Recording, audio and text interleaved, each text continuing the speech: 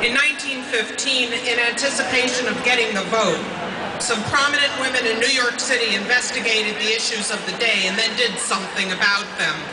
Women's City Club members like Eleanor Roosevelt and Frances Perkins saw abuse of women in sweatshops, intolerable living conditions for immigrants in tenements, and a myriad of ways in which our free society failed to provide equal opportunities to all citizens.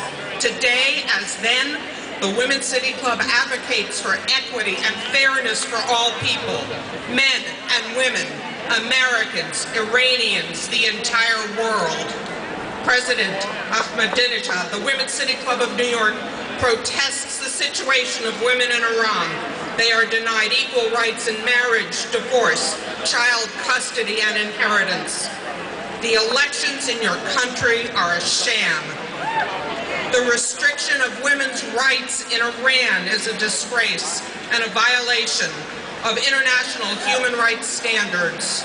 It is time to reform Iranian laws and practices and provide equal status for women within the country.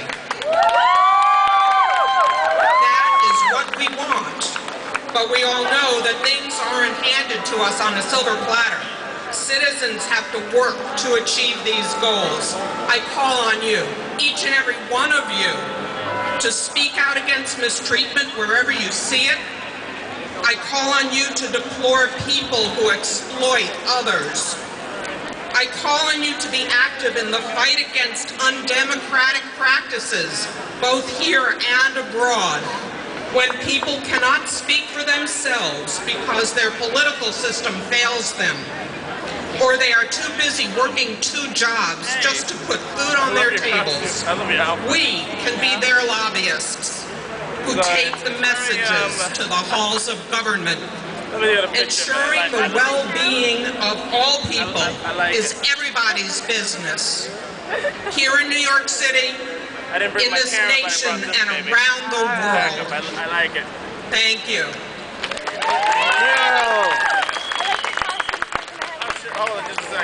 Hi, my name is Jessica Lovett, and I am a student at Hafter. Our next speaker is a refugee from Sudan and a survivor of child slavery. From the tragic circumstances of his youth, Simon Aban Deng became a leader in the struggle to stop genocide and slavery in Sudan, meeting in 2006 with former President George W. Bush at the White House and with President of Southern Sudan as a part of a humanitarian aid mission to Southern Sudan and Darfur. Mr. Deng joins us today as a passionate believer that to be silent in the face of all oppression is to condone.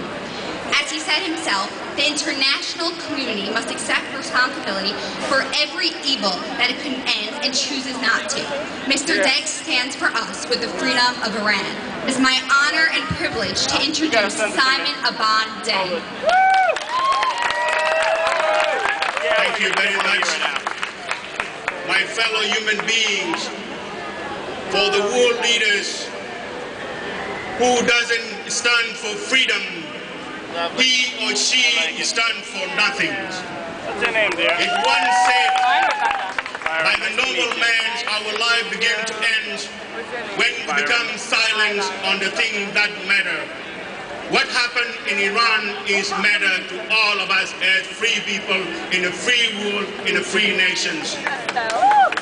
When the women being brutalized, murdered in the street in Tehran is matter to us. When Ahmadinejad over and over denied the Holocaust is matter to us. When Ahmadinejad require the nuclear weapons to wipe Israel out of the map is matter to us.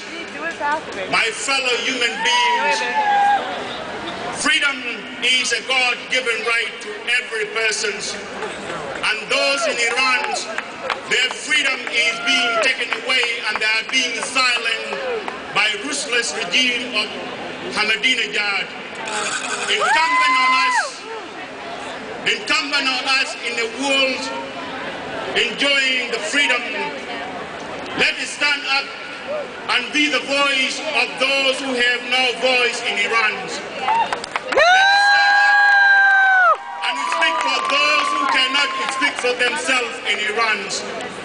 I come from a country where human beings are being slaughtered left and right by one of dictatorship. The man who is a friend to Ahmadinejad slaughtered 400,000 in the regions, Darfur region of Sudan, killed 2 million in southern Sudan and left 7 million as refugees. And what the world did, they did nothing, absolutely done nothing. Today, the voice of freedom is in your hands because you are living in freedom and freedom needs to be protected. Let us stand up. Let us stand up and stop Ahmadinejad and say, stop Iran now. Stop Iran now. Stop Iran now. Stop Iran now. And thank you very much. Thank you. I'm Eric Schneiderman. I'm a New York State Senator. I represent Manhattan and Riverdale. Let me tell you, thank you to the JCRC, the UJA, the others who brought us here together. In my district, when there was a threat, a terrorist threat a few months ago to synagogues, we all came together. Christians, Muslims, Jews, blacks, Latinos, all of us came together to say, when you are for peace, we are together. And I say now to our friends from Iran, if you are for peace, we are all with you. If you are for democracy, we are all with you.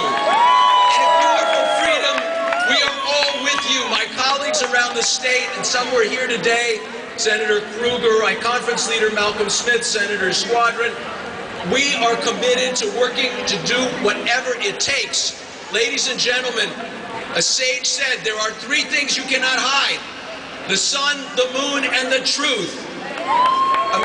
When the so-called president of Iran lies about the Holocaust, that cannot remain hidden. When he lies about the vote in his own country, that cannot remain hidden. We are with you for the truth. You will win. This is, ladies and gentlemen, believe me, we've seen this for many decades. This is the beginning of the end of oppression in Iran. We must stand together.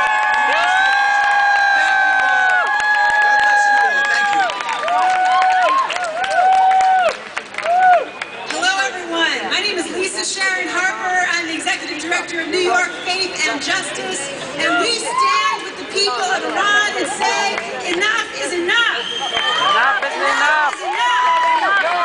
Enough is enough.